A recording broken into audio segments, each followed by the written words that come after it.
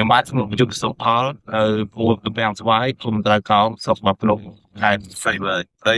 80A ប្រើពូជ105គីឡូដី80A ហ្នឹងខ្ញុំប្រើពី200គីឡូទៅ220គីឡូអីវាមើលទៅស្រូវយើងប្រើពូជតិចតែមាន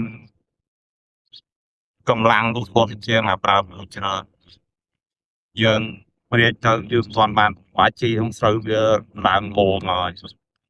ដល់ក្រោយយើងបាច់ជីទៅស្រូវវាបាច់ពុំមកណែនតែមកដល់អញ្ចឹងវាបាច់ពុំណែនវាល្អជាងអាយើងព្រាចក្រាស់ពីព្រោះយើងព្រាចក្រាស់ដើមស្រូវវាឆ្មាតូចៗទេតែយើងព្រាចស្ដើងអញ្ចឹងបែកកូនមកដើមវាធ្លុះជាងអាពេលយើងព្រាចក្រាស់នឹងប្រើប្រាស់ជី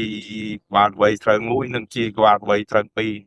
ជីក្បាលវៃស្រូវមួយនិងជីក្បាលវៃស្រូវពីរនេះឃើញថាស្រូវយើងល្អខ្លាំងជាងពីមុនដែលយើងប្រើជីផ្សេងពីស្រូវមួយស្រូវពីរហ្នឹងវាល្អ